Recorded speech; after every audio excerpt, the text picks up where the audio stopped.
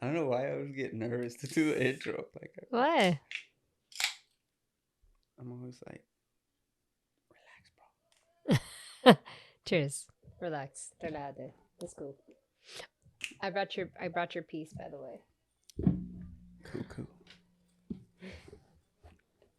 When I took my sweater off, I was like, What is this?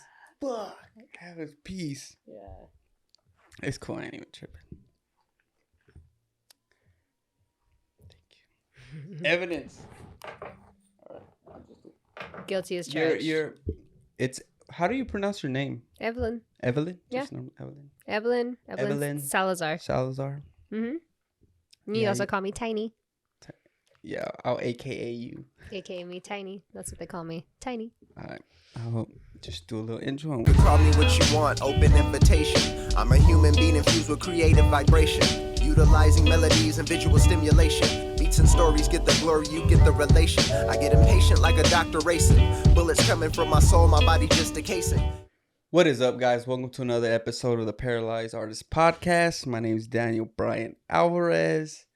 And today I have a new homie that in a way is like an OG homie. And I'll explain that a little bit. Welcome, Evelyn Salazar. Hey, thank you. What is up? How you doing? I'm doing good. Thank you for having me. Thanks for coming through. They just interrupting us today, yo. Ooh. It's hot, so normally I shut the window, but it's hot, so we're leaving it open. So if there's little noises, that's what it is. It's all good. But yeah. First, I always forget to tell people to subscribe to this bitch and do all that stuff before we get into anything. And I guess before I forget, I want to explain this. So I say that a new homie that's kind of an OG homie because Evelyn is a model and like has done photography for a while. And I was actually following her for like years, like maybe like 3 to 4 years. And then one day she just randomly did an open mic at the main club that I go to. And when she was on stage, I was like, why does she look so familiar, bro? I was like, dude, I've seen this girl before. And then I think you mentioned my handle. Your hand. I was like, got you. Like, dude, I've been following you for years. I was just thinking in my head, like, I've been following you forever. So yeah, that kind of like tripped me out a little bit. Yeah, it was. I felt famous for a minute. I was like, oh shit, yeah, they know like, me. People know me. Yeah, and then I realized it was just for my ass. It's all right. It's cool. It's not. That's not a bad thing. It's not a bad thing. It's cool. It's cool. Yeah. So I thought that was cool. So I guess since I first initially kind of heard of you because of the photography scene, like how was that, like how did you get into the photography scene and that? So I did like a photo shoot for a girlfriend of mine back in college, and she was studying to be a photographer for I think it was like San Diego State College, and she used me, and she's like, dude, do you know how photogenic you are? And I was like, what do you mean? She's like, no, like you're really photogenic. You should do something with that. And I was like, all right. But then I like look into like modeling stuff and casting stuff, and it's just like I'm sitting down, but I'm only 5 foot, 105 pounds now. Hey, been lifting weights, and I realized that there was there was nothing for me unless I wanted to do print work. And print work was like just a lot of like catalog stuff that was boring for me. It wasn't like exciting, so I was like, no, I don't want to do that. And then Instagram came out and gave all the tiny models an opportunity to look big. And so that's when I started. I was like, you know what? Fuck it. I'm gonna try this out. And I was just really lucky to land like really good photographers. So I shot with like Danny Steezy. I'm forgetting people's names. Luke, not Perry. That's the actor. Luke Parasol. He's no longer on Instagram, but he used to do a lot of like Gooseberry Intimates and stuff. Nice. And then I got reposted on Next Door Model. I got reposted on Sticks and Stones magazine. So like all these bigger accounts, which back then was like it was organic. Yeah. So when someone would post me, I would immediately get more following. Mm-hmm. So that's how my following grew overnight. Nice. Yeah, that's like back when like IG had like a different algorithm too, and it was like if you posted consistently back in the day, like you would get like followers. Like there was a time when I was going to school, so I would get like assignments every week. So I had to be out shooting, so I'd be posting like at least once a day, sometimes twice a day. Yeah. And that's like I had like a year or two where I was like gaining followers consistently. Yeah. But I mean, it's just like when it's whatever now. I mean, back then it was like a big deal for me because I was still like a young girl. I was I think I started in 2015, so I was It gave me an opportunity to be like, shit, I can express myself. I can do this. Like, I can be somebody. Yeah. But I didn't use it to where I should have used it, which was really what I wanted to be always, which is like comedy. Right. But instead, I just exploited myself and sold the goods. Exploited myself and sold the goods. Yeah, fuck so it, So you weren't into photography when you were younger? No, not at all. I mean, I always loved. So my mom tells me, she's like, "You've always been a little model. Like all my pictures when I was little, I'm like this. Yeah. Or like just posing. Yeah. But I didn't know that I was actually going to want to do that until somebody told me, "Hey, like you're really good." Yeah. I also did in 2014. I also did a beauty pageant.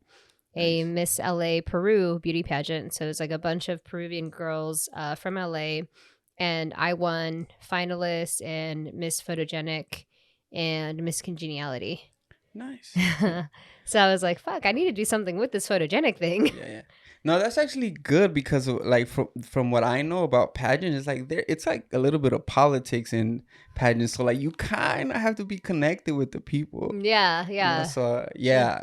One of my ex-girlfriends, when we were together, the hood is passing. The paletero. Hello. That's when you know you live in the ghetto. It makes me want a fucking elote so bad. This lady is right here screaming, son. We about to have to take a elote break, yo. Tamales. And that's when you know you in the hood, when the elote lady passed through, You know what's crazy though? Okay, so you say that, but like in any Latin part of the world, even if you're not in the hood, you're in the hood. You know what I mean? Yeah. So like you can be living in a really nice neighborhood. For example, I'm from Peru. So if you're living in a really nice neighborhood, but you're still getting the paletero man, you're still getting the fucking corn guy, like it's still going. That's what's up. I don't think they allow like in the night, like Beverly Hills and those Nah, there's no way. Yeah, they don't allow it. No, ice. Yeah. Straight up. They be like, not here, bro. This is the wrong neighborhood. No. We'll get back into the modeling and the photography, but you mentioned a little bit like, so you're originally from Peru? I'm originally from Peru. So I was born in Peru, but I was raised in LA. So I'm originally from Lima, Peru. Nice. And I was raised in Northridge. What's up? I say fuck Northridge. Hey, bitch. You never fucked the Ridge. That's where I got shot. Oh, man, I'm sorry. You know what? Fuck Northridge. Yeah. Fuck that place. Nah, you know what's funny about I'm borderline Puerto Ranch. Nah, I'm just messy. But what the funny thing about it is like Northridge is like the most boring city. I know. I was about to say the second thing, bro. Where were you in Northridge? Because there was no like, I grew up with a bunch of white people and Asians. Yeah. What it was is that it was a MySpace party. So just random people showed up. So it was just like one of those. Yeah, they know the story. So we won't get that much into it. But yeah. Northridge is a no-go for me. I'm sorry. That's where I grew up. To the point where I don't even remember the street it was on. Or anything, no? Yeah. I just like once it happened, I was like, no point in looking back at any of that shit, Yeah, for sure. I mean, I lived there for a really long time, and then I moved to Mission Hills for a little bit, and then I went back to Northridge. Okay, so you grew up like in the valley. I grew up all in I'm a valley girl, 100%. Granada Hills High School. Hey. I lived in the valley. Like I was living on Van Nuys and Sherman Way when I got shot. Oh, That's where I was staying at. The valley is hot. I used to live on Van Nuys and Sherman Way too when I first moved out of my house. Really? Yeah, next to the strip club. There was it's Sherman Way and Sherman Way. Oh no, wait, Sherman Way to Sepulveda. My bad. Oh no, you live more down. I lived there was a the most known thing was that, like, there's this little Salvadorian restaurant in the corner called El Cali Viejo. Yes. My dad used to DJ there. Oh, Actually. shit. Yeah. He used to like karaoke and do like DJ stuff there. But Okay. yeah, I live right there. Like there was like some apartments like a couple of blocks from that corner. Yeah, that was the hood right there. That was like the hood right there. I used to love that place though. I think I don't remember. I think I did mention it though. That, like, after we had kind of like met officially through like after the open mic, I started thinking about it, and I had never really been around people from Peru. Like, Yeah? I don't really know the culture all that much. Oh, there's a lot of culture. So actually, yesterday was Peru's Independence Day. Oh, So nice. 28 de julio, felices patrias, Hey. todos los peruanos. Yeah, so yesterday was Peru's Independence Day. We have a really big community, especially in the valley. A lot of Peruvians in the valley. Nice. But yeah, I mean, my family, the Salazar family, not to toot my own horn, but we're pretty big in the community. in the valley community. Yeah, and all of the LA County community, because my brother is one of the best guitar players, but it's like a specific type of music called música criolla, which is like, I guess you can translate it as Creole music, which is really folclórico. You know what I mean? Yeah. So it's like, think of, if you're going to compare it to like Mexican kind of like banda music, but our style, we are with our sass in it. Well, it's more, well, like tropical. Not tropical at all. It's actually, I don't even know how would I explain it in English? It consists of have you ever seen a box when people sit on a box, kind of like the Spaniards? It has that as a rhythm, and then it has the guitar as melody, and then you have a singer. You have castañuelas, so the little. Yeah, I'll have to see those. Yeah, you play the spoons too. Okay, yeah. So it's like really folky. It's very folk. Yeah, because like the Mexican folklorico is more like ranchero-ish, kind of like that type. Yeah. That's why I was like, maybe it has some like y'all got more spice in it. No, yeah. So my brother plays that kind of music. I mean, he's got a band, an Afro-Peruvian band that I play with. Nice. I don't play with her. I dance. I perform with them. So that's how I came into the picture. I originally started our family off. So I saw these girls dancing at a show, and I was like, Dad, what are they doing? Why are they moving like that? And I want to do that. And he's like, really? You want to dance this? Like, this is Afro-Peruvian. This is African Peruvian music from our culture. You want to do, and you know how every dad is like, get it in, you know, you want to learn about our culture. So I did. So I started taking classes, and that's when my brother, he had already been playing guitar for a long time. He played grunge, blues, funk, jazz, everything. This man, you know, he plays everything. But then when I started dancing, he started listening to that music, and he's like, whoa, this guitar that's like so intricate and so beautiful, and it sounds like so melodic. So he started getting into it too. And then we just were like this family, the Salazars, you know? Yeah. We always were going to events together. I was performing, he was performing. Nice. And we now still do that. Yeah, you had a show. I had a show, yeah. I had for Father's Day. Yeah. That was cool. I saw you. Hey. Yeah. Hey. I throw a video right now. Yeah, that's a new video. Yeah, no, it's cool. I've seen some of your stories when you're performing and stuff. Yeah. Cool. Like, it's always cool to be connected to your like culture in that way, you know, because a lot of us that are like, well, that come here and are raised here. Well, I mean, I was born and raised here, but a lot of people lose that, you know, like you lose a lot of the tradition, or they don't really never really learn any of like the. So yeah, like I mean, both my parents are from Mexico, and I like for sure try to keep a connection to. I've never been though. That's the thing. I've never been.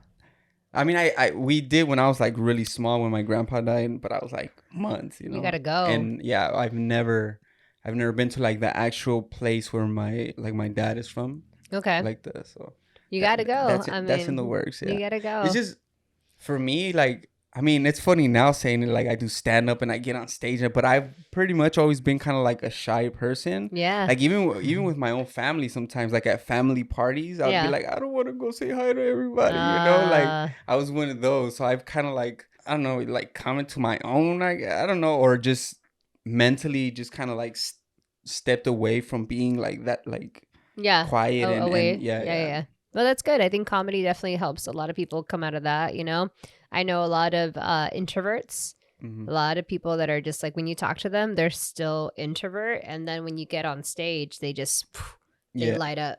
Yeah. Johnny Carson was one of those people. I just recently found out. Like Johnny Carson, really? he was very, very introvert. You would have a conversation with him like this, and he would just be like this, like just looking down. Yeah. And then the minute he would, you know, the lights come on, the cameras are on, he'd be like, "So, welcome to the Tonight Show." Like, yeah. Some people are like have the ability, like a lot of actors like do that where they just like flip a switch and they're yeah. I don't know if he did the Tonight Show, but I'm pretty sure he did. He's an old. Yeah, he did one of it. Like, yeah. I don't know. What the Late Night Show, the Tonight Show? It was one of those. A fucking show. They know, like. Okay, I just want to get comments on this. Like, bitch, you don't know what the fuck you talking about. Look, it was a show. Wasn't it the Johnny Carson show? Actually, yeah. Yeah, I think.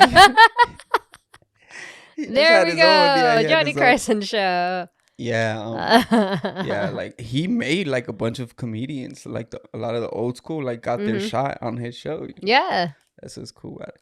One of the things about me, like I never saw myself as a performer ever, and so I had like that like stage fright, or like the idea of stage fright. Like I always had the thought of like, if I get on the stage, I'll probably like freak out or like shut down and not say anything, you know? Yeah. But after maybe like the second or third time of going like to an open mic, like I didn't have that fear anymore. Like I still get nervous, yeah, and all that, but I don't have like that stage fright. Like yeah. I don't think I have that anymore. Whereas that was like the main thing that would keep me like from doing anything like as far as like show or performative. I was like, nah, I'm not the one, you know? Yeah.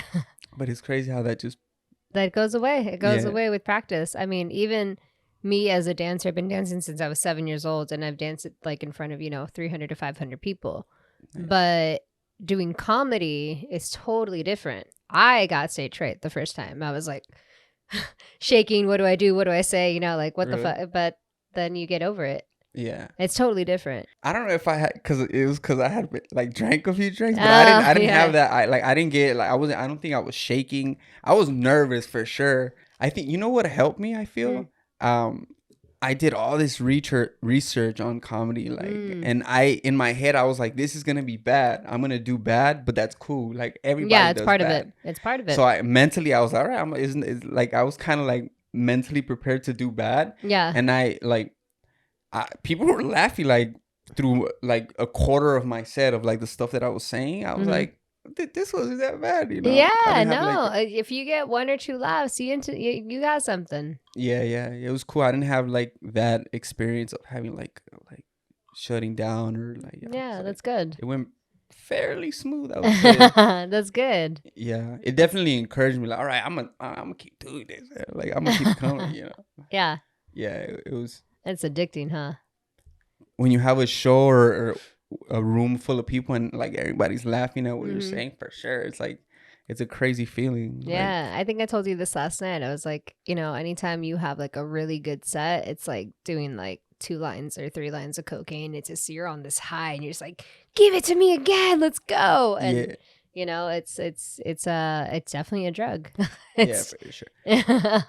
One of the things with doing like open mics is like it's a late night thing, right? So I had to get used to getting home like 3 a.m 4 a.m but sometimes I'd be so hyped that I would get here and I would still be like, I'm not even sleepy. There you go. If you don't fuck with that stuff, that's how it is. Yeah. When you come home, you're like, I need to go to bed, but I'm still so hyped. Yeah, that was the experience that I had. Like, damn, I'm like hyped, like this is dope, Yeah.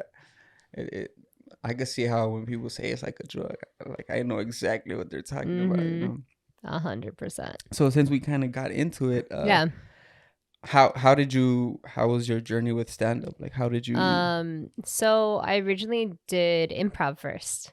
Nice. Yeah. So I studied at the Groundlings for 2 semesters, and then after that, my teacher was he was a stand-up comedian as well, and he was actually one of those introverts. So he told the class, like the first day of class, he goes, I just want to let you guys know that if you come to me and you talk to me and I don't have like an emotional reaction, that's just how I am. I'm introvert. But the minute I'm on stage in front of you guys and teaching you guys, I'm a whole nother person because I become this character. So I just wanted to let you guys know before you guys get thrown off. Yeah. And that's how he is, you know, he's very funny. And then he told me, he's like, I do stand up. And then I was like, stand up, you know? So then I just got curious about it. And I think about 2 years later in 2019, I took a stand-up comedy class with Craig Katzman. He's really funny. Great. I'll replug the name. Does he have he does like classes and stuff? He does on classes. YouTube? He Or, might be. Courses. Yeah, I think I know who you're talking. He's like white guy. Yeah. Balding. Yes. Yeah, I know who you're talking about. Yeah. No, I took his class and it changed my life. Really? It changed my life. Yeah. He is really amazing, really encouraging, very, very smart and very funny. Mm-hmm. Very, very funny. And for me, I didn't want to just go up and do stand up and not know what the fuck I was doing, because it's like one of the scariest things that you can do is stand up, you know? Yeah. So I give more power to people like you that never took a class or anything. You're just like, I'm just going to go up there if I can do it, because you studied it on your own. Yeah. But I didn't do any of that. I was like, I just want to get taught. I want to know how to write a joke, how to do the, a premise, how to do a callback, all these things. So that's what I ended up doing. And then I had my first show, and it was a lot of fun, and I was like, wow, this is what I love. Yeah. I feel like you ultimately you have to learn those things, because if like you're just relying on like, I've always been funny, like I do funny things. Yeah. Like, nah, you have to. I feel like you really have to understand like what is it that makes people laugh. Where are those little triggers that you have to hit to make people like laugh? Because there are people that like, they have like a certain look that helps them, or they talk, they have their voice is funny in a way, but you need those like fundamentals, you know? Exactly. I mean, I think that stands for everything in life. Like whether you're a comedian, a basketball player, like you always need a coach. You need someone that's going to make you better. You already have the drive, but you need that one person that's going to teach you all the little secrets that you couldn't get to. Maybe you'll get to, but not, until further down the line. So why not speed it up? Yeah, for sure. That's the approach that I took to it. Because like I've said this in other podcasts, but I'm just the type of person that if I get into something, I have to research everything about it. Yeah. And I'll attack it in different ways. Like, and I'm observant of things. So like, since I started doing stand up, like I'll stay after shows and talk to people and just try to get in like, how do you approach it? What is your... And one of the things that I noticed is that a lot of people are doing two things. They're getting on stage consistently and they're writing, but that's all they're doing. Whereas the way I'm approaching is I'm doing those two things. I'm also watching videos on YouTube. I'm reading comedy books, and I'm also kind of like looking into like some of the big major stand-up people right now, like the big guys. What was their experiences like in the open mic, like when they started? Like trying to find, and all of them, if you look at all of them, say the same, like that they were bad, that like the first year was like super hard for a lot of them. So I just from the jump I took the mentality of like, I'm gonna be bad, this is gonna be bad, and just but look at you, you're good. You're not bad, you're good. I already told you last night.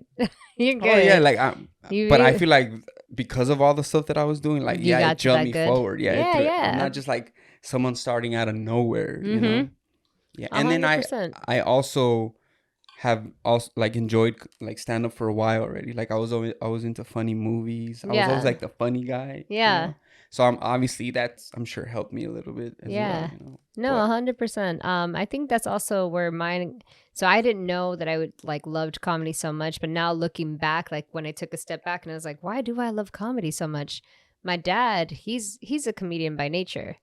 He's very funny. Like you can tell him like, hey, tell me a joke about a nun. All right. So there's two nuns that walk into, like, all right, Dad, tell me a joke about like anything, a monkey. Okay. So estaba el mono ahí. Yeah. No, he saves them all in his head, but they're not his jokes. Right. They're jokes that he's learned throughout his whole entire life. But I remember being in like house parties, Latino house parties about like 3-4 a.m. Evelyn, you gotta go to bed. Like the jokes are about to start and you can't listen to these. And my dad would be the one to host.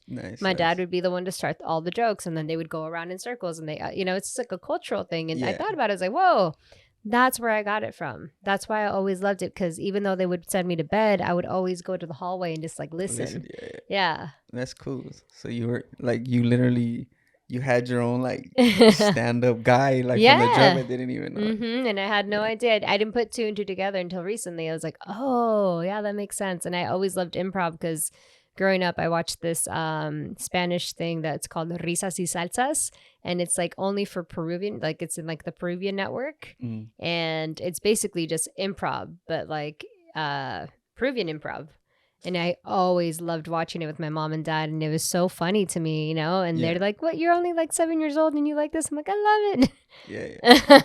No, yeah, and then naturally, there's always like people that are they aren't like comedians, or they don't do stand up, but they're just like good storytellers. And like I was having a conversation with my pops earlier about this, because I know certain people that like, dude, that guy is really good at telling jokes, you know, like people that I grew up around. And I'm like, yeah, like he had this thing where he could just like, they weren't his jokes the same, but like the way that they would deliver them, everything, like it's funny the whole time. The pauses, like, I was always like, man, I was always like, I wish I could tell jokes like that. But I wasn't into it like that, where like I said, it goes back to like, I didn't like to perform. I wasn't like that. I want all the attention type thing.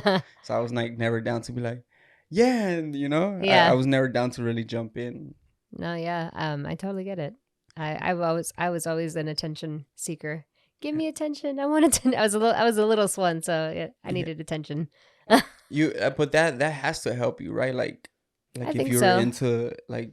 Yeah, I mean, I had a shy phase, I think, in like my junior high year, because I was very tiny at that, and like all the girls were like, you know, fully developing and stuff, and I was like, when is this gonna happen to me? I don't know when it's gonna happen. It didn't happen to me until like end of high school. Really?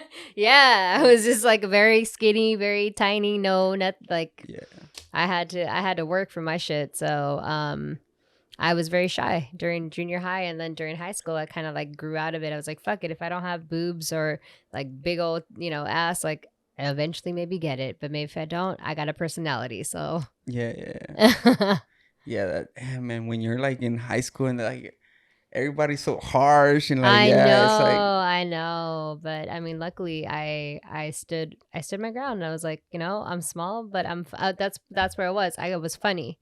I was always a funny girl in class. Yeah, so, it definitely helps to be the funny. Like, well, for at least for guys, it's like you either have to be funny or the one that could fight. You know, like if not, you're gonna get bullied, bro. Yeah, that's I think that was kind of like a little bit what happened to me. Like, I don't know, people just didn't I understand what it is now, but like back then I never understood, like, why don't people like me?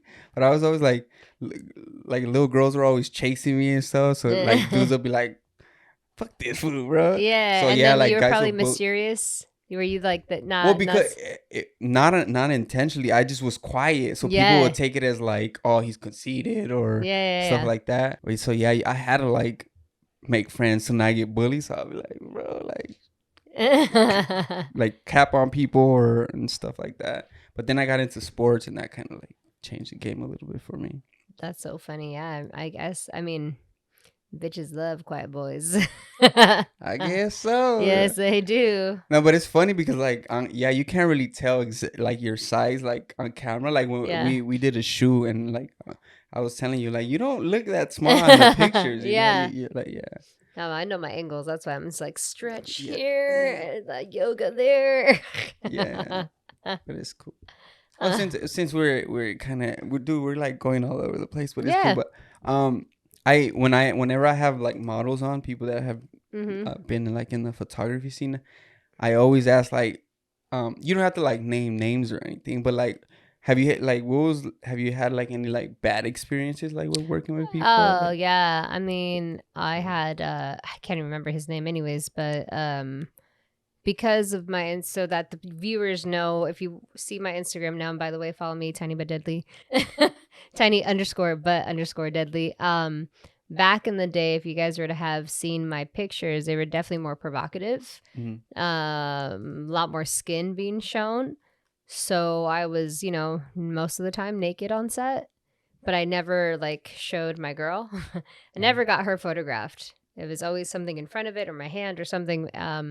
But I remember this one time, this photographer was I was fully naked and I was like in this like sheer thing that I was holding like this. And he was just kind of saying like, oh my God, you look so delicious. Like, oh, damn, like how tasty is that? And I was like, I looked at him, I was like, I'm done. Yeah.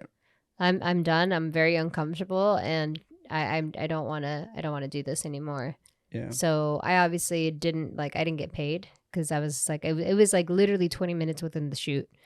Yeah. And I told him, I was like, I don't care about the money. I'm going to go, you know? Yeah. So he was very nice though. He did send me flowers the next day and saying, I apologize if I made you feel uncomfortable. That was not my intention. Mhm. You know, can you please reshoot with me? Like, you know, like I'll pay you double. And I was like, no, it's not even worth it for me. Like Yeah, I'm good. nah, Like once you already cross that line, I'm good. Yeah, yeah. Especially in that, like when you are doing like nude stuff, and it's like, yeah, you gotta watch what you say. You like what I tell people because I do like you know nude painting and stuff.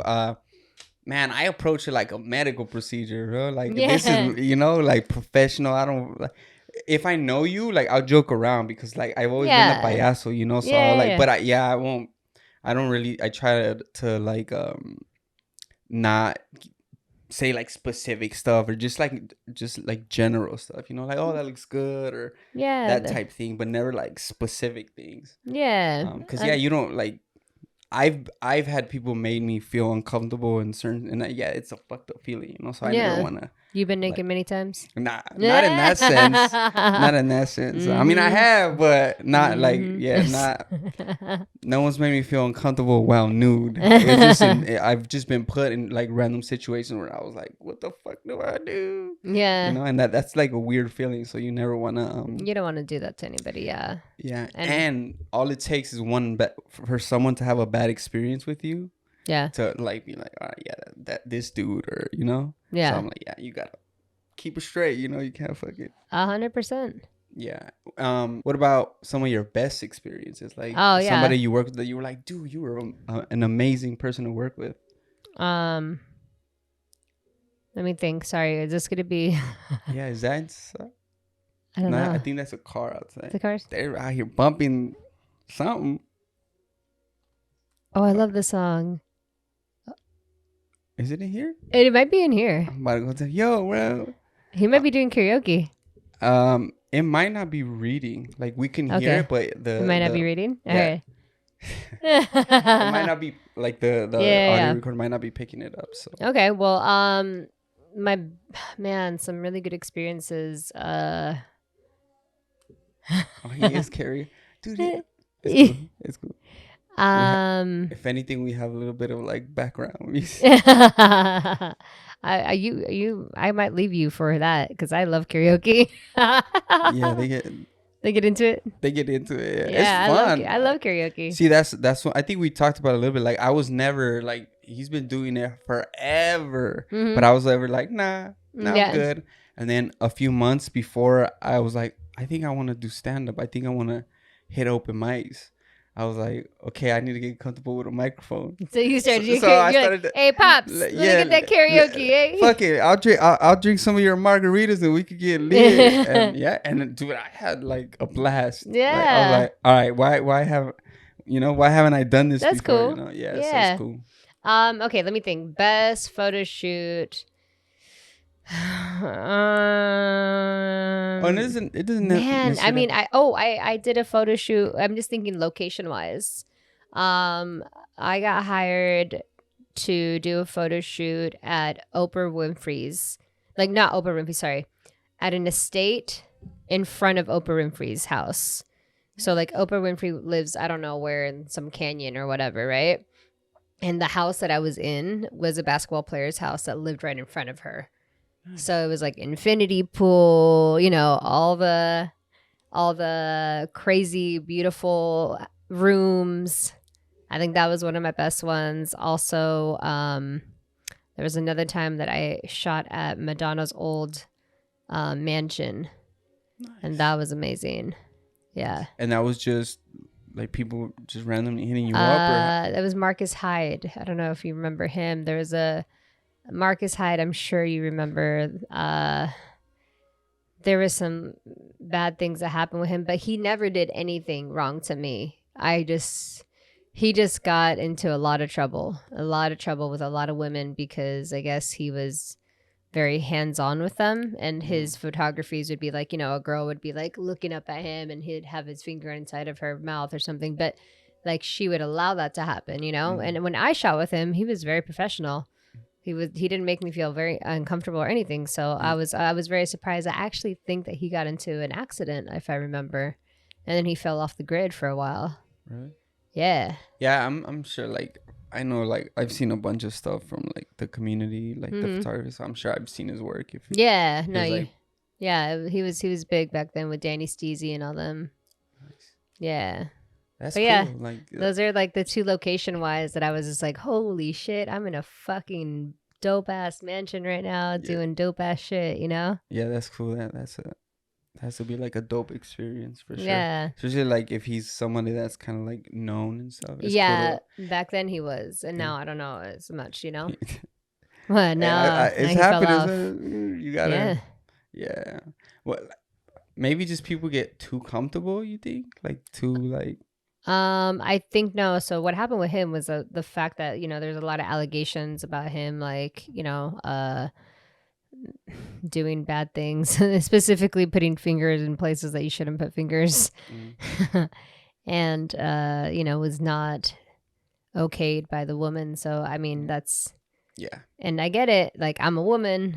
But again, when I shot with him, he was very cool. I've seen him shoot other models like in front of me, and he was never like that. So for me to have heard that, I was like, that's weird. Yeah. You know, but again, I'm not the woman, so I'm not going to say it didn't happen. Yeah. I can only give my perspective on it. Like, this is the way he treated me. This is the way I seen him treat other people, and he was never like that. Yeah. So. Yeah, you hear stuff like I know in the community, like just when you work with enough people, everybody kind of has a story about something. That's what kind of like sucks about it. That's why I kind of like ask normally when I have models, just because there is always like new people that come to LA and want to get into like the photography scene and all that. And I mean, I feel like it's cool to hear other people's perspective, especially that have been doing it. Yeah, definitely. I mean, it's been a while since I've the last shoot that I did was with you, and I think that was all I've done in 2022. I'm like trying to think. I don't think I shot myself in Peru. That was it, you know, but that was like not a professional shoot. That was just me doing portrait work on my own. But yeah, I miss it. I do miss it, but I found my new love. Like, I love comedy more than anything. Yeah. It's funny you say that, because I've taken like a step back from photography because of the stand-up. Yeah, because I'm doing so many other things that I'm just like, okay, I need to pick, you know, like what are the I like talking to myself, like what are the things that I feel like can not necessarily get me somewhere, but it's like what are the things that I feel like I could be the best at. And I kind of feel like that, like I've been doing the photography thing for over 5 years, and then I've met a bunch of photographers that are really good and had conversations with a bunch of different people, and then the way that they would talk about photography, I'd be like, bro, I don't feel like that about photography. You know, where they have like this passion for it. And I'm like, I love it. I love working with people. I like creating cool stuff as well, but I just feel like since I started doing the stand-up, I'm like, this is what you love. This is the one, you know. I totally feel that. That's what I tell my parents. You know, my parents ask me like, why do you want to do comedy now? And I was like, look, like I've been on stage many times as a dancer, and I've never felt the way I feel ever. It doesn't even come close. Like, I always feel happy, but I always feel like I'm happy it's over. With stand-up, it's like, when can I do it again? When's the next one? I want to go up. You know what I mean? Yeah, for sure. So it's exactly. Yeah. So you can relate. But going back to the modeling thing, I feel like we're gonna be working a lot more often. Anytime I need an outlet, I'm just gonna use. I'm gonna be like, hey, Danny, let's go shoot some shit. I'm with it. You know. Like, I'm still gonna use it, especially like now I'm kind of like just using it to create the art. So I mean, I like when we did our shoot, I was like still trying to do creative stuff, and overall I'm like, if it's not gonna be for the paintings, I don't think I'm gonna like be trying to set up shoots to do like creative stuff anymore. Yeah. I'll just use it when I need it. And or when I mean, like a cool like project comes up, like if I tell you, hey Danny, let's go to like the desert and fuck around, you know. Well, especially like with people that I know that I've worked with too. Like, yeah, that's a little different. Yeah. Like I said, it's like it's a tool that I have, and I'll continue to use it when I need it. But yeah, I think I've just mentally decided that I'm gonna focus a lot more of my time with the stand up. I love it. Yeah, I applaud this. I support this message. I support this. That's funny. What is your process when it comes to stand up? Like, what do you just? So, for example, I wrote a premise last night and I don't remember because I got so stoned. Really? And I was in bed and I was like, oh, this is really funny. So I grabbed my phone and I wrote a premise. I don't remember what it was, but what I do is in my notes, I write what I think could be a funny thing, just a situation. It doesn't necessarily have to be a joke, but just an idea, you know? And then with like an example, bad example, but like ugly dogs. For some reason that will tap into a part of my brain. I'm like, okay, what about ugly dogs is it that's funny?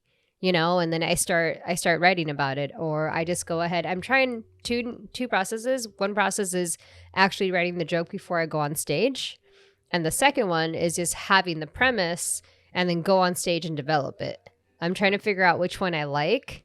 For me, right now, I think that I like writing the joke and then going on stage because I'm a perfectionist and I like to make it perfect. But I like the idea of like also just letting it flow because it's something new I need to work on. I think I was telling you, I was like, I just want to be able to just flow. Like I can flow with certain people. You saw that day on Thursday. I was like, you know, like us, we're bantering. This is a flow. Yeah. There's nothing written. This was not scripted. It was not scripted. Well, I have some questions. This is not scripted. Turn the page. Yeah, turn the page. No, but like things like that, you know, like I want to try to develop more improv work on that. But I think I just get so in my head and I'm like, I want to make it perfect before it goes out.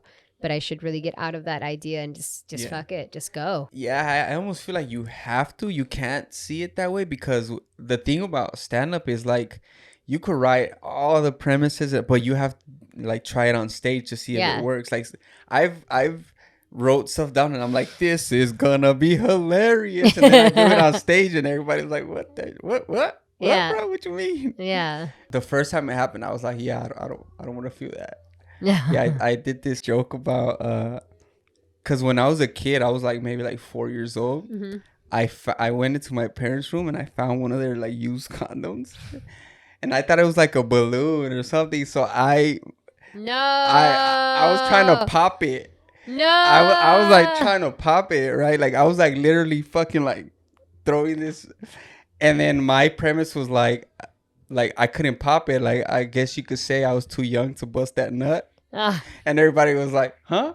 But I think it didn't work because of the way that I explained it. Like like people didn't really understand what I was talking about from the jump. So people were just like, what?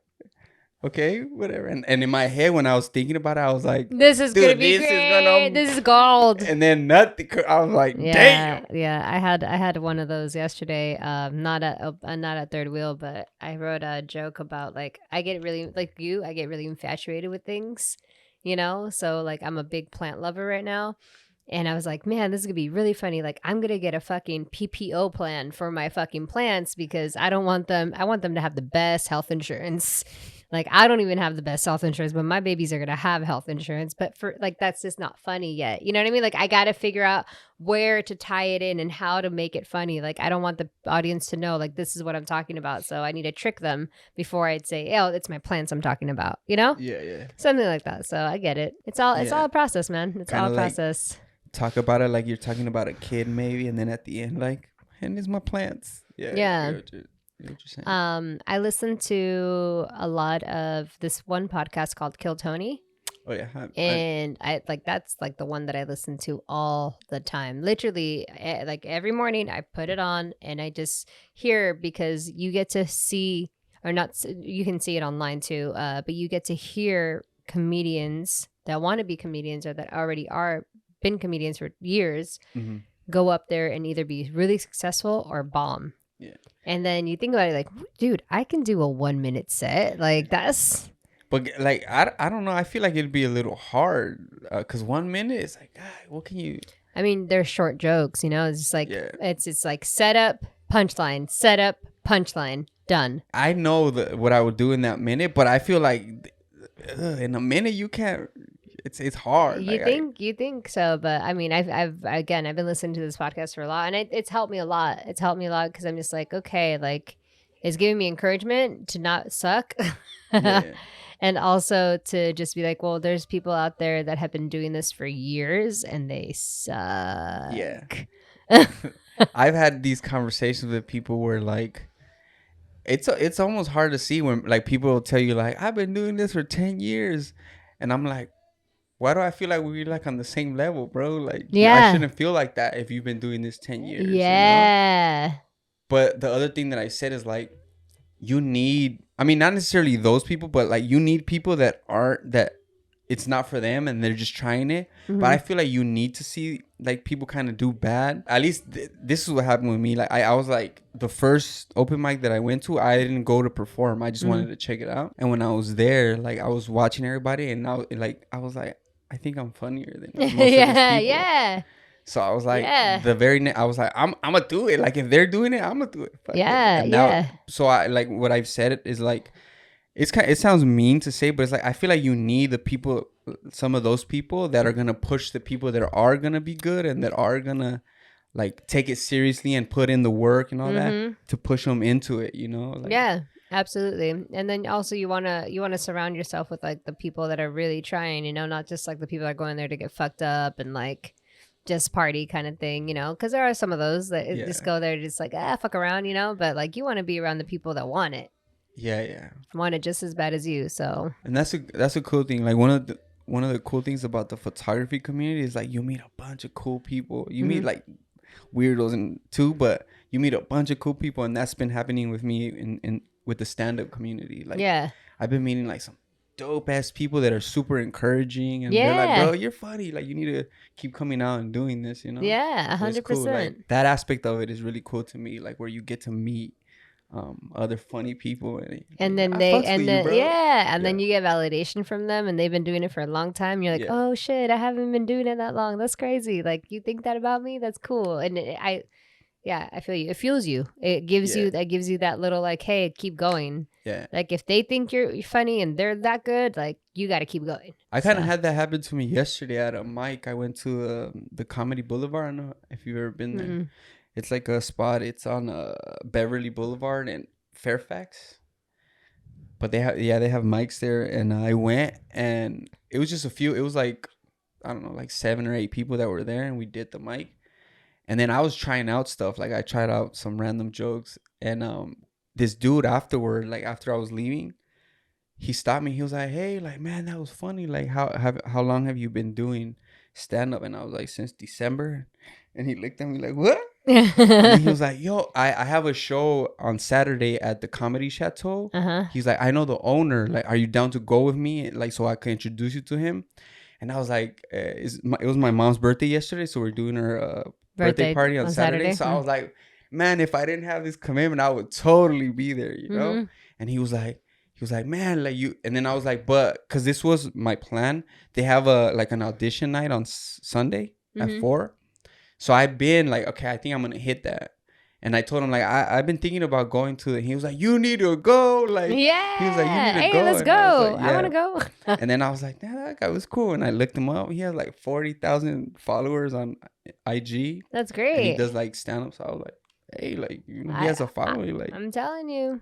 That was a little bit like, damn, that's crazy. Yeah. That like, and I've never had that. You gotta start posting your shit online, bro. Yeah, I'm like, ugh. This is also an intervention. Like, what are you doing, man? Post your shit online. Yeah, no. Get your shit up. I posted stuff here and there, but I'm like, yeah. But how are people gonna know? How are the followers gonna know? Yeah, you need them to know. Yeah, I need to stop lagging it on the poster. You're welcome. This is also brought to you by White Claw. Tiny but pushy. Tiny but pushy over here. Yeah. No, yeah, like I've told myself, like, okay, I need to start going to more mics and taking it a little bit more seriously and like write more consistently and Yeah. all that. Yeah. I mean, what I picked up again from like Kill Tony, and I listened to Tony Hitchcock a lot, and he's just like, look, like if you don't write, like he's like, I write even, to this day, like you have to be able to write. You can go up there and do your own thing and improv a lot of things, but most of the times when you have a 1 hour set, those are written sets. Yeah. For You know sure. what I mean? So always encouraged to write. And I mean, I keep telling myself, I'm like, okay, I'm going to write today. And then I'm like, all right, you know what? When I say that and I don't do it, I put myself like an extra hour on the day. I'm like, all right, I didn't write yesterday. I got to write 2 hours now today. Just sit my ass there and fucking think and just write. Yeah, it's hard. It's kind of hard when you're not used to it. Like when you're not to make yourself sit down and like do something for a while. Yeah. So yeah, I've been kind of like talking to some of the guys, and I'm like, hey, like talking about if they've ever tried doing like writing sessions together and stuff. Some Yeah. of, like, Oh yeah, guys that you I've went met. to that writing session. Tell me about that. Yeah, Third Wheel. They that's one of the clubs that that's kind of like That's our second home. Yeah. That's my home. They started doing a writing class Thursdays at 3. Okay. And it's been really cool. Like Yeah, you like way, it? Yeah, the way we do it is like you basically introduce yourself and say how long you've been doing stand up, and then what are you trying to get out of like the writing sessions, and then stand up as well. Like what ultimately, like what's your goal in stand up or whatever. That's amazing. And wait, are these classes free or are there like yeah, $5-10? They don't tell you like they just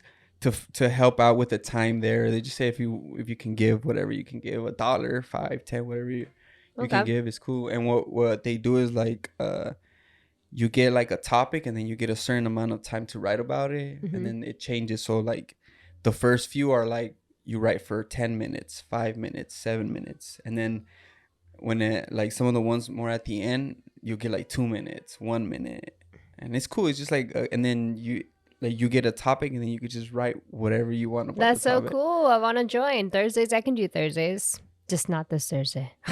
Yeah, and then, so you write, and then we read what you wrote. Oh, that's and cool. And then people can like suggest stuff or you. Like, so do you read your own writing? Yeah. Okay. Yeah. I'm about to say, because bitch, I can't spell.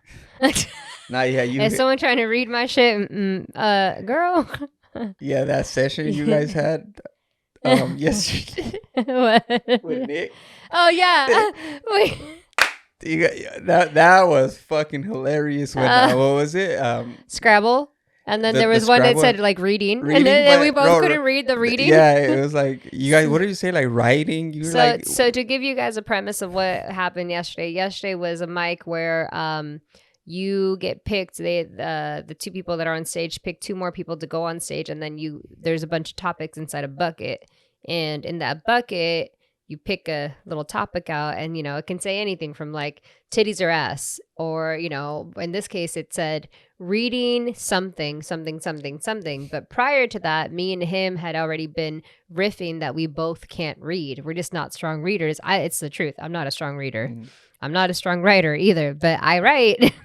I understand my own writing. And then I just couldn't read it. Like he was like, I don't know what this says. And he gives me, I'm like, what the fuck does that say? And then I started, like, I read the rest of the note, and it said reading. I was someone who wrote it was like, it says reading. I'm like, well, there you go. We just talked about it. There we go. We weren't lying. Yeah, that shit was funny. Yeah, that concept was really fun too. I really liked it. Yeah, that was fun, huh? It's fun, yeah.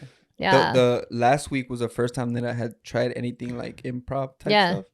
Yeah, it was cool. Nobody was paying attention because everybody was waiting for that list. Yeah, the Midnight Madness list. So yeah, people weren't really listening. And I did it with Nick actually. Cool. I asked him afterward because I don't know if this happens to you. So sometimes I'll be on stage and then I'll try something that's like maybe new, and then I can't really gauge like if people really laughed at it or not. And that was I was like, after the fact, I was like, yo, did anybody even laugh at what we were saying? Yeah, I think there's a point where, I mean, for me, that's why I record myself, because when I'm on stage, I don't hear the laughs as much. Like, I'm just like kind of focused on like getting the joke out, which I should wait for the laughs. That's something that I need to work on, is my pauses. Because if someone laughs, and even if it's one person laughing, you should just pause. Yeah. And let that laugh come in, and then, okay, keep going, you know?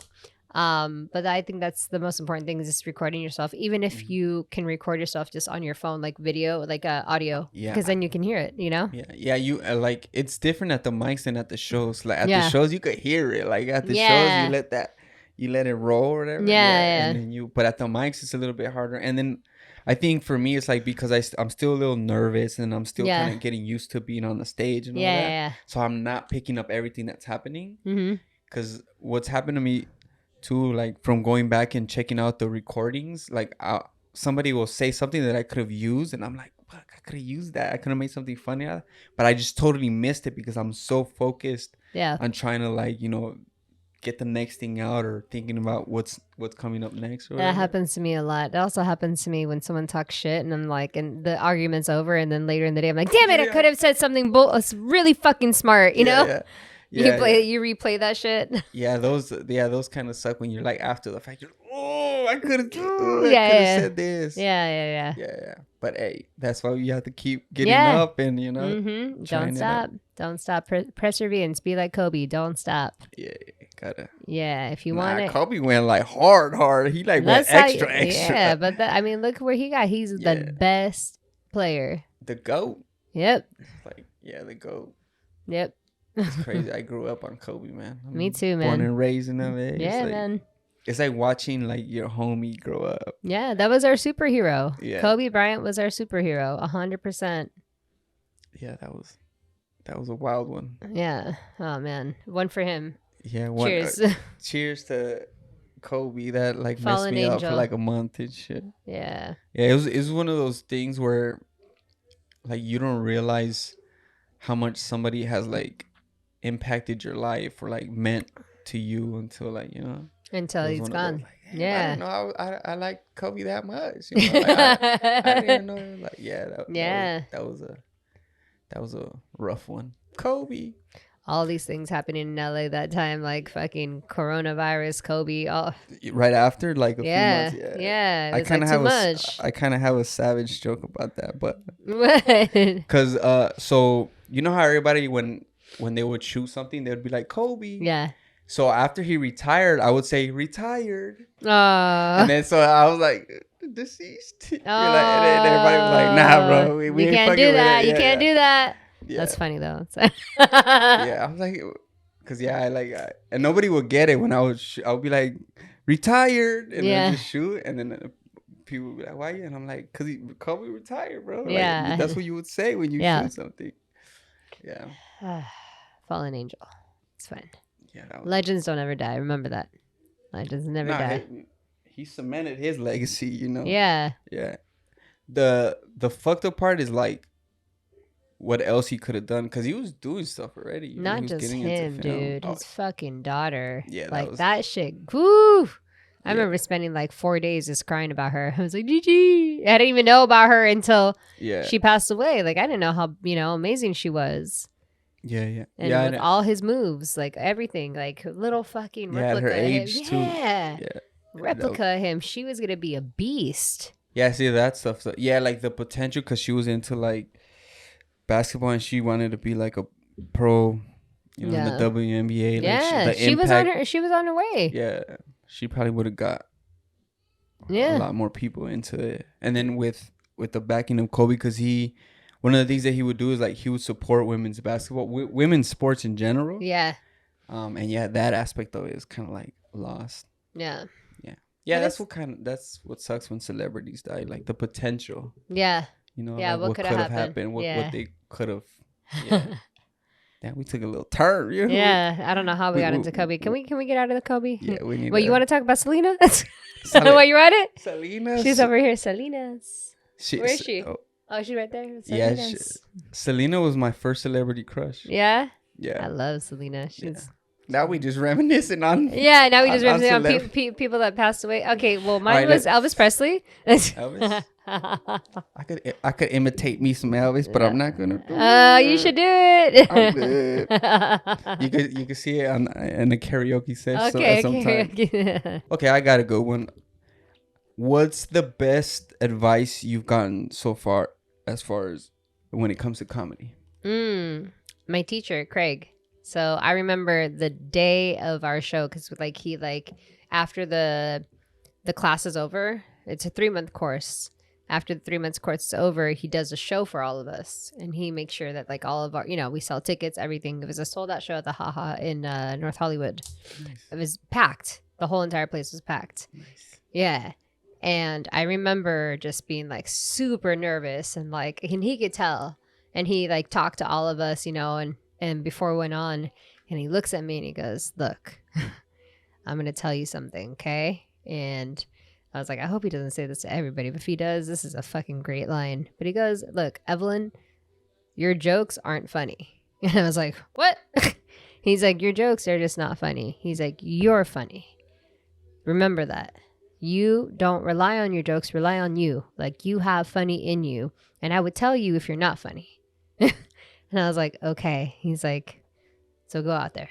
And I was like, Nice. Yeah. So I think that's really good advice. That's solid, but that's like threw your ass in the fire. You know? Dude, but right before I go on stage, Yeah. That's one of the things that I tell myself as well. I'm like, this shit is a performance. Yeah. So even if the joke isn't funny, like you could do something that'll make something funny. Yeah. Like. And then people say that, like, if something didn't work, acknowledge it. Be like, well, that shit wasn't funny. And then people will laugh at that, and then build off that. I had one of those moments. Did I ever tell you about, I think I did tell you about the time that I got really, so I smoke the marijuana. As do I. Yes. But more than anything, I eat it, the marijuana. But, I smoke here and there too. And the day that I went to this open mic, I had eaten a little bit of an edible, but I forgot that I ate the edible. Yeah. So I was just like hanging out there at the mic, and it was like at the fourth wall in North Hollywood. And I'm sitting there and I'm like, man, I forgot my joke book. Let me go get it. And I was like, why do I feel so, oh no. And it was my first time going to do comedy stoned. And I was just like, it's going to be fine. This is going to be fun. No worries. I'm like sweating. I go to my car. My joke book's not there. I don't have a joke book. Yeah. Then I sit down, and mind you, it's like maybe, I think 9 chairs in there max. It's like 3 rows of 2s and then 3 rows of 3s, right? So that's like basically 12, maybe something around there. I've been to the cafe. I haven't been to the. It's really small. Really? Yeah. So I'm sitting there, and then the first comedian walks in. I'm like, first one there too. Black comedian. I was like, shit. Then a second one, female black comedian. Shit. And just I was like, are you serious? Like, and I was just starting back then too. So I was really like, I was like, yo, black comedians are the funniest. Like, why would I, I was like, do I just get up here and like get out? Like, I already paid though. I was so in my head. I was like, oh my God, what do I do? What do I do? And I asked the host, I was like, can I be last? Because I just hope that maybe you will like calm down. I was drinking water. I was like, maybe the water will help. But it was so bad. I got up there, and I remember the last guy. So it was me and like another Asian guy that was not black in this open mic. And again, I was shitting myself, So the guy that went up there before me, the last guy, was he said his starter was, hey, I'm going through something, guys. I'm not sad, but I am a little mad. And then he went on with his bit. So then I was like, I'm going to use that. So I went up there and I was like, hey guys, I'm also going through something. I'm not sad. I'm not mad. I'm just really high. And this is my first time doing comedy really fucking high. So please bear with me. Yeah. And the crowd, and they loved it. They were like, yeah, you could do it. So then I started running the bits, stumbling over my fucking words. Mm-hmm. Just going too fast, and I was like, just fucking up. So I was like, you know what do I do? And I don't know if you guys can see me, but this is exactly what I did. I was like, all right, so you know what, fuck it, guys. I'm just gonna show you guys a dance that I learned today, and I was taking a dance class that day. So I was just like, You did a little yeah, dip. I did a little You gave him the dip, dip. and it changed everything around. The house went wild. Yeah, the house went wild. They love that. And I was like wearing a big t-shirt and some bell bottoms, not even showing any skin. Like, house went wild. And that's when you just like realize, like, no matter what, just be funny. Yeah, you know?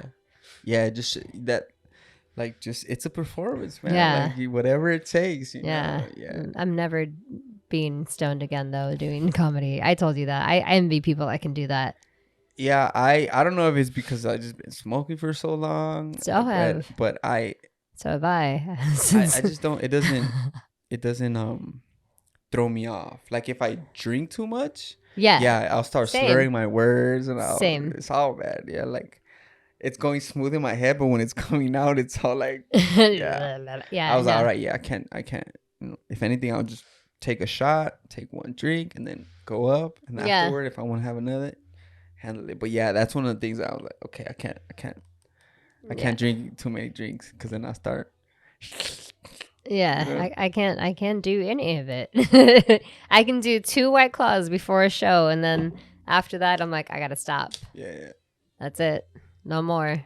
Yeah. Now you got to be like on it, you know, because that's when you know, if someone says something, you like bam, hit them Exactly. with. Yeah. And that's what I think with me and being stoned. I mean, I'm funny, I'm chill, but I'm like too chill, you know? And even though I mean, like last night when we were hanging out, you know, I was coming at it. Like I have that, what we call in Spanish, chispa. Mm-hmm. But on stage, it's like gone. Like that is, I don't know what it is. That's the thing. Like there's tons and tons and tons of people that are funny with their friends and stuff, but once you're on stage by yourself with a mic, you know, it's a different. It's like it's different than with the homies, because everybody knows you. They know what like the person you are, you know, like so that helps whatever it is you're talking about. But when people don't know you and they don't know anything about you, it's like a different game. But that's what, you know, the main thing is just getting up, you know. Yeah, it's true. Yep, 100%. Now I'm thinking about it, like maybe I can do that one mic that we did yesterday, like the one that's like the banter. I think I can do that stoned, but I can't. I don't know. Maybe I just should stop saying I can't, and I will. Well, you all know, dude. yeah. You gotta Get high, and you miss your call. Evelyn, you're just chilling. What? Oh, it's because I feel like it's a little less pressure, so like having that extra person, you know? Yeah. And then once people know you too, like I feel like it helps a little, like once you know you've been to that place or whatever, and you make yourself you hang out with people. Yeah, it's a fun little area. I like that place. Yeah, it's cool. Like right away, within like the first week or 2 weeks of going to like mics at the THC, people were like, you need to go to the spot, third wheel, like they have a mic from 12 to 2, and I was like, I'll check it out. And like I went, and it was fun. I enjoyed it, you know. Cool. So cool. But I've for whatever reason, I've had a lot of people say that like they don't do good there, like, and I'm like, I feel like it's a dope. Like there's usually people, there's usually a crowd at least. Yeah, I feel like that's like the best spot. I feel like that's the times that I've been like the best. Yeah. That's kind of, I feel like that I always like enjoy when I go up, and like people are cool and welcoming. Even though I've had some where it was like, but I think it was like just the room was kind of like everybody had left already, and it was kind of like slow. Yeah. So it was like, no, there's been times where it's just dead. Yeah. But it's cool. I mean, you can't get, you know, alive all the time. Yeah. Yeah, actually, Avery kind of got not mad at me, but he because I went recently. I had my kids with me for 2 weeks, and I didn't go to any mics. Yeah. And then I was like, all right, I need to start going. So I went, but mentally I was like, all right, I'm just gonna catch a few shows. Like I was like, I'm not gonna go up. So I went to one spot, and then I went to third wheel. Like I was just gonna check out, and when I got there was probably like 3 people, Mm-hmm. And then there was like maybe like there was 3 people sitting down, and there was like maybe like 3 people standing in the back. Mm-hmm. And then there was still space. They're Mm-hmm. like, because they asked me like, you want to, and I was like, nah, I think I'm good. And then like right before the show ended, he came and he sat next to me. He was like, going up? And I was like, nah. And he was like, why not? And then I was like, I just mentally checked out already. Like I'm not. And then afterward, he was like, nah, bro, you gotta go up. Like use the time, you know. Yeah, And then, Avery's very, very positive, very, very, very awesome person. Yeah. Cool, really cool dude. Yeah. He's always been like you, and his girlfriend too. I like her a lot. Yeah, they're both cool. Like, Yeah. well, most of the people that I've met that are like working there are like Oh, yeah, really cool yeah. people. It's a cool spot. Yeah. Third Wheel, they have shows on the weekend. Hey, we're trying to get sponsored by Third Wheel. Sponsored by Third Wheel and White Claw. And White Claw. Hey, brought to you. Takes a drink. Yeah, it's been fun. Like since I've started doing the stand-up scene, it's been dope. Yeah. We just did the best comedy advice. How about just best advice you've gotten in general? Best advice I've gotten in general.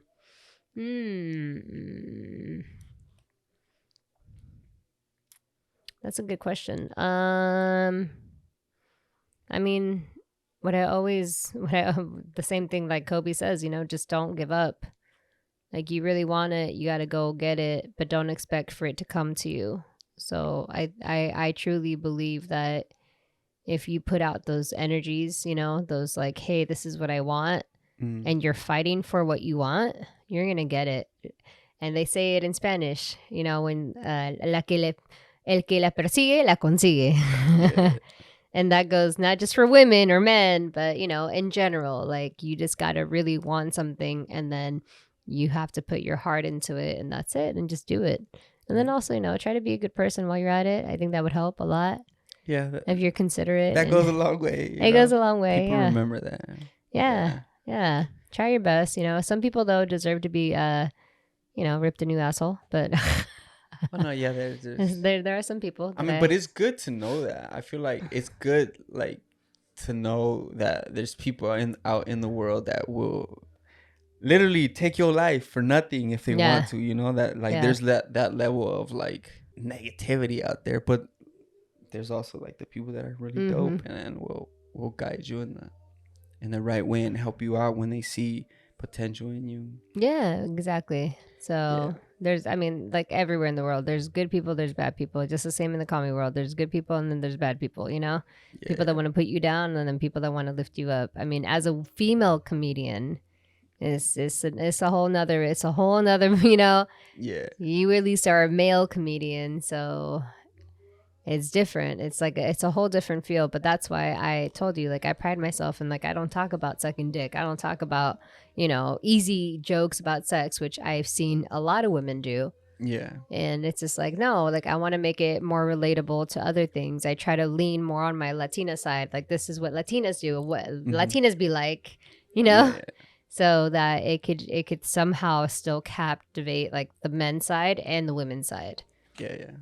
So that's a good like question. Is like, if you not change things, but like, or what is like one of the things that you feel like is like a difficulty in comedy being a female comedian? I think for me mainly is if they take me seriously or not, you know. Especially like with my physique, like I'm, you know, like it's different. There's an element. Like they're like they people that wanna like, let's say, like talk to you or get at you. Yeah. It's like it's different because she's pretty, not because she's doing comedy like that. Yeah, does that, exactly. Sometimes I'm like, are you talking to me because I'm actually funny, or are you talking to me because you want to fuck me? You know. And maybe it's both. Yeah. Maybe it's both. But I'm a very firm believer that you don't shit where you eat. And I take comedy as a real job. Mm-hmm. And I don't ever see myself being with another comedian, A, because I'm competitive. You have I to don't be the fuck with funnier that. one. Yeah, I'm a funny one. Yeah, I'm always gonna be the funnier one. That's the only exception. Like I will date one, but I have to know that I'm the funnier one. No, he just can't even want it. Can't even be a comedian. No, yeah, there's that, and then also just I don't know. I just wouldn't do it. It just seems like I just feel like, have you ever dated anybody at your job and then you broke up with them? That happened to me in 2018 actually, and I was working at a restaurant job, and my boyfriend at the time was the bartender, and I was a waitress. So when we broke up, it was bad. It was drama. I was like, bitch, you better quit, because if you don't quit, I'm gonna make you quit. Like I was, yeah, because I was real mad. I was like big mad. And I was really mean. I was very Latina on him, you know. Poor guy. He's my friend now. It's okay. We're all good. I apologize, but I mean, just for an example, like he would make a drink and I'd take it to the table, and then the table would be like, this is a wrong drink, or this is badly made. So I'd go up to him like, he's like, what? I'm like, yeah. I'm like, I don't know. You fucking tell me. Can you remake it? Maybe do your job right, and then I walk away. Yeah, I could totally see you. You like, guys, yeah, I could totally see you. Like, I was very feisty, you know? So that's why I think I'm like, I don't want to date somebody in this community when I'm going to have to see them all the time. And I don't want to have to deal with that. Like, why? Why put myself through another situation? I've already been through it. I'm good. I mean, again, we're friends. Again, we're good. We the homies now. He's coming shows and shit. It's all good, you know? But that's fun. Yeah, but I don't want to put my heart through that. So yeah, I've had a few people like, don't date comedians. Don't. Yeah. I need to go to the bathroom. All right, pause. Pause yet. Una más. You what? Yeah. I'll get you one before. It's still recording if you want. So, lady, do I make some music? Da da da da da da da.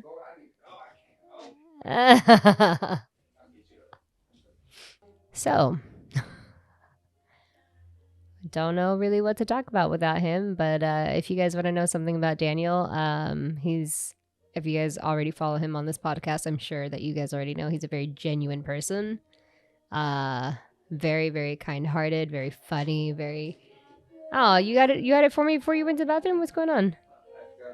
Okay.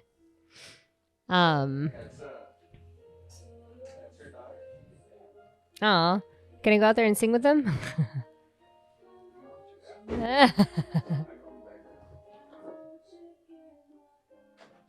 And he's just an amazing human being. So I told him this last night that I truly believe that he can go somewhere really big, really big. He's very funny. If you guys ever get a chance to go to one of his shows, other than that, let's see what else. To tell you a little bit about me, I just grew up in a very musical family, you know, very artistic family. My grandpa used to play music. My brother plays music. My dad used to sing. So we've always had some sort of, I guess, theater in us. I remember I wanted to do acting for a long time, but then I realized, again, I'm not a good reader, and I'm not a strong reader. And I was like, no, I don't want to memorize lines. I stumble upon words, so I'm not going to do that. And instead, you know, I chose improv, and I chose comedy. It makes me happy. It makes me happy to make other people happy and smile. I really hope he comes back soon. Oh, I can tell you this. Here's a fun fact. I'm speeding up my process for being a comedian. I am living out of my car for a little bit. Seriously, I crash at people's houses because I live all the way in like San Pedro area in Long Beach, and then I work in Pomona. So in order for me to do any sort of comedy, like I have to figure out ways to not be driving back and forth and not do these It's just the driving. The driving kills me. You know, it's 2 to 3 hours of my day, and I'm just like, it's too much. So instead, I crash in my car. It's really cool though. I glamp. So you're fine. Don't worry. And I also am very fortunate that I have a friend that lets me crash at his house. He has a spare room. So yeah, little insights about me. I'm outside, huh? I'm stitching on myself. No, I'm letting them know. Thank you. We back, son. Hey. It be like that. they know what's up. Like, it's weird with this injury. It is hot. Y'all don't even know. It's hot right now. It's not that hot. I feel like you don't feel like that. I feel like it's hot. I'm good. This is like perfect temperature for me. Yeah. Is Peru like how? What's the? It's very humid. It's very humid. You're used to the sticky. I'm used to the sticky, yeah. But that's the thing. I didn't grow up in Peru. You know, I didn't actually get to go to Peru until I was 18 years old, because I was an illegal immigrant until the age of, I think, 15, and then we got our green card finally. Nice. That must have been cool. It was very cool. Yeah, it was very cool. My mom's story coming here is crazy. She gambled the money and then she doubled her money because my dad came here before us, and he was like setting up, you know, his life for us to come here. But he was like, in a couple of years. My mom's like, fuck that. I'm not waiting. It's already been a year. Like, we got to go. Like, if we're a family, we stay together and we build together. Yeah. So my dad would send money every month to Peru to pay off our house, to pay off hospital bills. I was a very sick baby when I was little. And my mom used that money. She could have lost it all. But she used that money to multiply her money. She went, on top of it, this is crazy. She went into, so imagine a bus, right? Like a Greyhound. Okay. Mm-hmm. They travel all the way to Tacna. Tacna is at the end of Peru. It's like close to Chile. And that's where you can buy a bunch of wholesale clothes. So the last bus that was going to go out that day was full. And the bus driver was like, I don't have any space. She's like, I don't care where you put me. Just let me go on this. I need to go today, because the feria where you go and like sell all the clothes is the following day. So she needed to get on the bus to go and come back the same day. If not, she'd have missed her opportunity. And when my mom, that's the one thing about her, when she wants something, she fucking wants it. Just like me. That's where I get it from, you know? Like, no matter what, I'm not going to stop. So the bus driver's like, I can put you in la maletera, where all the fucking luggages are. Yeah. That's where my mom went. And she did? She went there for an hour. That's wow. Yeah, her and my aunt. She made her sister go with her. She's like, you have to come with me. She's like, what? That's crazy. Yeah. So she came back, sold her shit, and then called my dad. Was like, hey, I doubled our money. I bought plane tickets. I got a visa. He's like, damn, I have a real one. Pops was like, my dad was so mad. He's like, what do you mean? I'm only making $3 an hour. Back then, it was like 1990, you know? Yeah. My dad was working whatever job, like whatever factory jobs he could work, and he only lived in a room. Yeah. He rented a room. That was it. Like, this is it. This is where when we came to the United States, me, my mom, my brother, we all lived in one room. Yeah. All slept on one bed. That's like the immigrant story. That is, I have the original immigrant story. Yeah. That's kind of what happened with like my dad came when he was like 16. Mm-hmm. And then my mom, the story is they kind of like kidnapped her and brought her when she was like 2. Oh, shit. She was small. Like her family, like her aunt. Oh, okay. Her mom, like mom's sister. I don't know. Long story. And then my parents met, and then they had us, and then they split. And then my dad, he kind of like did his thing for a few years, and then he just randomly showed up one day. He was living like in a house with like 6 other dudes. Yeah. And he was like, yo, whoever wants to come with me, like, let's roll. And I was like, sign me up, you know, because I have 6 sisters. I'm the only boy. Oh, wow. So I always kind of felt out of place. So I would literally tell my mom, like, when I would get in trouble, I'd be like, one day my dad's gonna come and I'm just gonna leave with him. And that's literally what happened. Like literally, I was like, I told you, and I just dipped. I was gone. But he was always working, so I essentially I went from living with my mom and my sisters to living with his now wife and her daughter, and they like it was them that were kind of taking care of me, not him. Yeah. So it was like, and then we would like butt heads, me and his ex. So yeah, that was weird. But yeah, I know that experience of like sleeping in the same room with Pops and the whole night. Yeah. Yep. The original immigrant story. But that builds character, man. 100%. 100%. I remember because then afterwards, once we finally got out of that rut, my mom and dad, they worked night and day for us. Night and day. I mean, there was not a moment in my life that I didn't see my mom or dad working. And not only that, but my mom and my dad, they worked as a team and they would clean and cook together. Make sure, well, mainly my mom would cook more than my dad. Yeah. But my dad would always help her with like prepping the food and like making sure, everything's good to go. Yeah. But she's a superwoman. I mean, raising me and when you make it in comedy, you better buy her a house. I'm gonna buy her a house, a yacht, whatever she wants. And like I want to tell this joke. I just don't know how to develop it. But like I've been working since the age of 4. I know it's a little old for our culture. That's how it is, man. You're like if your family has a tienda, you're at the tienda, you're working or whatever. Yeah. My mom, when she started sewing, so my mom is a professional seamstress, a pattern maker to be exact. But back then she was just a seamstress, and she worked for Fredericks of Hollywood making lingerie, right? Nice. So she would make all these like little baby dolls and like thongs and bras. So I would be like, Mom, quiero jugar, I want to play. And she's like, okay, honey, let's see how many of these underwires you can put inside this bra. And I'd be like, oh my God, Mom, I did 20. She's like, let's see if you can double that in the same time that you did the first ones. I was like, damn, bitch, I was fucking employee of the month. She hustled me. And I was like, yes, what else do you need? You're loving it. Like, yeah. And she's like, how many little tiritas, I would have to cut off all the strings and stuff. And I was like, okay. I was like, damn, Mom, you let me have a scissor at like 5 years old? That's funny. Yeah. Yeah, But that was the only way I could play with her because she needed to work. She just needed to pay the bills, along with my dad. My dad was always there working besides us too. My brother too.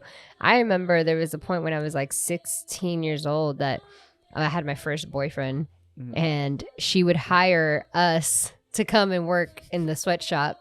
And the sweatshop was our garage. We didn't have, imagine, in the valley. Yes. 2001, okay? The Northridge heat with no air conditioner. And we're just sweating our fucking asses off just to make like $40 in like 5 hours. It was, but for us, we were like 16, we're like, oh shit, $40. Yeah. That's like 2 movies. Yeah. Or back then, that was like 4 movies. When I was living with my mom, she had friends, and one of them was like a gardener. So I was over here like 8, 9 years old trying to like blow like the lawn, and we'd hand out like flyers. And yeah, that's just part of the experience. It is. Like, it truly is. It's part of the... Yeah. It's so funny. I just had this conversation with somebody about like their kids and how they are messy. And I just remember like my mom, he asked me, he's like, how come... Like, how did you grow up? Why are you so, like, clean and so tidy? I was like, because I was never allowed to do anything until I picked up my toys. I was never allowed to do anything. Like, I was like, Mom, quiero irme, outside to the pool area. Nope. Until you don't pick up your clothes or your toys or anything, you don't do anything. Yeah. And that's how she kept me like that. On point. Yeah. No, but that's good. Like you need that like discipline. You need that. Like I didn't have that. Like I was raised in the streets basically. Like when I wasn't in school, I would leave my house even as a kid like 7, 8, 9. Like I would leave all day. I would leave in the morning, come back like 10 late at night. Yeah, no. Yeah, we was, and then like they never were like you need to like be good in school. None like they were just Nah, like no. My parents tried to tell me like you got to be good in the school, but because they didn't know the language, I got away with a lot of shit. I was like, oh, they're like, did you already do your homework? I would show them, some shit that we would do in class. I'm like, I already did it. Look, mira. And then they can't read this shit. Like, they don't know what it is. It's like just the intro of of like the class. You know how they say like, oh, write your name. What's your favorite color? What's I'm like, mira. Yeah, I already did it. Ahí It's está done. todo, ya lo hice. Yeah, yeah. That's So funny. I got away with a lot. I feel bad. It goes back to like they had to work and all that, so they just it was just like one of those things where we kind of had to raise ourselves. Kind of thing, Yeah. I mean, I was still raised by them, but I just got away with a lot because I started realizing it was like my parents don't speak the language. I speak the language. Oh my god, because I was a sick child, I would write my own fucking notes for school. Really? Evelyn Salazar did not show up to class today because she was sick. Yeah. And then I would have my dad sign it. I got to the point where I started forging his signature, and I'll never forget this. I remember in high school, my fucking high school dean was called Mr. Pleasant, the most unpleasant man you will ever meet. He is like big and black and scary, and just anytime you would see him, you'd run the other way. Like, like he was always looking at you. Put your hands down to your, on your side. Your shorts are too short. You're going home. I'm like, every time he would come around, I would just run. I remember the one and only time I got sent to the dean's office, and my dad was sitting in there. And then Mr. Pleasant was like, I'm here to review your doctor's notes with your dad. And my dad was like, I was like, Dad, I had to translate for him. And then my dad looked at all of them. He's like, that's me. That's me. That's me. That's me. He didn't even recognize that it wasn't his signature. Really? Yep. Because I would write every fucking note. Nice. He never wrote any notes, so he didn't even know. I got to that point where I was able to like forge my dad's signature and just do the same thing when I was in high school. Yeah, it was bad. It was really bad. But like if you don't mess up, I feel like you're not learning. You need to make little mistakes and all that. Of course, 100%. I just had this discussion with my mom. My mom was just in town, remember? Mm-hmm. And I told her, I made her cry. I feel so bad, but I told her, Mom, like, had I not been such a fuck up, I wouldn't be who I was. And the reason why I was such a fuck up is because you had me like this. Like, I couldn't do anything. My friends are going to parties, and my mom would be like, you got to be home at 9. I'm like, what? The party starts at 8:30. Like, well, you got to be home at 9. Do you want to go? And I'm like, no, I don't want to go just for 30 minutes. Like, I'm going to look like a square, Yeah. So I would always find a way to sneak out or to, so like I told her, had you not had this hold on me, maybe I would have been a little different growing up, and I wouldn't have gotten into drugs and all these bad things, But then again, maybe it wouldn't have made me who I was today too. And I told her that. I go, look at me now. Like, I'm good. I pay for, I help them pay for their house. I'm in Peru. Anytime they come here, they never spend any money. Like, I give them everything I can. Yeah. So.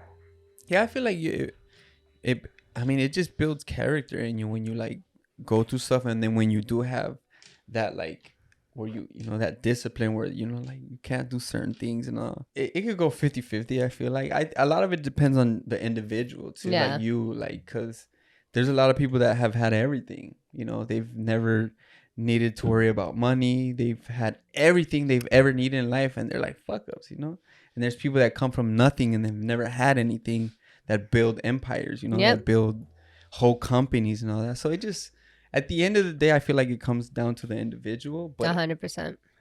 But yeah, I feel like you need a combination of like discipline and rules, and then be able to make mistakes and all that stuff. So. Yeah, I mean, I'm excited. I someday want one child, at least, just one. Just one. Just one. No, have you seen this body? Just one. Kids are a trip, man. I know. I just want a little one, but I want to be able to do like what my parents didn't do with me. Like I want to be like, hey, you want to smoke weed? Let's smoke together. Yeah. But you're gonna give me good grades. Yeah. you want to do that? That's fine. I'll even buy it for you. Yeah. But you got to give me these grades. And then if you don't want to go to college, that's fine. But you got to become an entrepreneur. You got to figure out how you're going to make money, you know, without doing the side hustle. Yeah. It's cool. Like how you can, like when you've been through stuff, like you can pass that on. Like, Yeah. you know, like it builds character, and you're like, well, if you're not a true fuck up, because there's people that one mistake and it's over, it's you done, know, like they just one little thing. There's a lot of that, especially with guys. I feel like guys, if we don't have like that solid like male role model, like we just get lost. It's true. And we just really fuck up. Or That's true. Yeah. That's true. So it's good that you see it as like, man, she didn't let me do nothing, but I'm gonna let my daughter or son do something, but not too much either. Like I want them to just be really honest with me. Like, hey, mom, I want to try mushrooms. I'd be like, all right, cool. Yeah. Can we talk about where you're gonna do it? Can we, you know, like just be like, I want to be a semi-white mom. Yeah. I don't want to be a crazy Latina mom. I want to be like a semi-white mom where it's just like, cool, you want to do these things, but you got to earn it. Yeah. You know? Did you guys have good communication with your parents? Like, were you able to, or that's just like a land thing, right? Where we don't talk about. I mean, yeah, we had a communication. We talked and stuff, but everything, I would say it was too liberal for them, you know? Like, I remember when I first told my parents, I was like, I have a gay friend. And they're like, you're not allowed to have gay friends. You're Catholic. Like, those people go to hell. And I'm like, what? Yeah. For what? And I asked, and that was like where my rebellion came in. I'm like, but why do they go to hell? Yeah. And like, oh, because it's in the Bible. I'm like, but who really wrote the Bible? You know? And then like, you're too little to be asking these kind of questions and to be so against what we're thinking. Like, it's either you think the way we think or you don't. And I'm like, I don't want to think that way because I know the person. And, you know, I was like, he just is really, really nice. And he, you know, he loves who he loves. Like, why are we getting mad at them? Like, yeah. And luckily my parents, by the way, my parents are now super pro-gay. They are all about it. They've changed so much with time. And I think, you know, my mom tells me now, she goes, it took me a long time to get here. And if it wasn't for you and your patience with me, like I wouldn't have been where I am now for you, you know? Yeah. So I don't know if I heard the advice or we've talked about it, but somebody said something where one of the mistakes that adults make with kids is like you always think like I'm the adult and I know everything and like I can't learn anything from you. Yeah. Where it's like, dude, you know, like you helped. I helped shape my mom and dad. Yeah, I definitely did. But it took a lot of time. It took a lot of patience, a lot of articles, a lot of fights, a lot of, all right, you don't want to listen to me. That's fine. But I'm letting you know this is how I think and you can't change my mind. Yeah. So. And maybe that's what makes us good stand-up comedians. Yeah, I mean, I didn't have a lot of those, like, yeah, but I did have a lot of other random shit that happened to me because I didn't have that. Like, all that. You can't do this, you know? Yeah. Because they're just always so scared. I mean, all the things that have happened in their lifetime, you know, I mean, they've been through a lot themselves, and I get it. Like once you go through so much, you don't want anyone to do the same to, you know, for the person that you love the most is like the little human that you made. Yeah. So you want the same thing, but you got to also remember, like, you got to let them go, because if you don't let them go, they're. I mean, either you're gonna raise a little bitch. I don't want to do that. No bitches up in here. Or you're gonna raise somebody that's really rebellious and is gonna be a fucking bitch, you know? So you decide. It's gotta be intermediate. I think I'm gonna be a really cool fucking mom. Yeah. That's cool. Yeah, you gotta take what you learn and then hopefully make the next mini you a little better than you were. You know? Yeah. Hell yeah, man. I always thought that I was like, all my life I'm like, I'm gonna have a little boy. I want a little boy, like, because I always thought like boys are easier, they're a lot more fun, like I can just, you know, let them do their own thing and be their own person, whatever. And I was like, with a little girl, I'm gonna have to protect her more, she's gonna be, you know. And I was like, you know what, fuck that, I want a little girl because I'm gonna make her a badass. Like I'm gonna make sure that bitch she knows things before any of her friends, before any of these boys. Like I'm gonna teach her fuckboy 101 at like 3 years old. Fuckboy 101. But my mom said, yeah, my mom was right. yeah, no, kids are a trip, man. Yeah. Yeah, we've been Yeah. going for a cool minute. Before we get off, if you want to check out her work, you guys can find her at tiny_but just BUT, not BUTT. BUT_deadly. Yeah, I'll throw it up on the screen so they can right. check it out for the people that are watching online. Sounds good. We had a whole ass concert this whole Bro, I'm ready to go sing some Vicente Fernandez right now. Run it. Yeah, thank you for coming through. Thank you. It was dope having you. Yeah. Let's fuck this comedy shit up. Yeah. We out. Right, out. Pacing in my studio, just coming up with dapper bars to spit in crucial situations when I play the rapper's part. Heard I got a denim heart and lyricism in my jeans. Cut a track down, leave it bald head like Mr. Clean. Spit it mean, a record fiend. I school you niggas, call me Dean. I'm always speechless, never seen. Stay on the chase for minty green. It's local how these niggas say they ballin', but they broke though.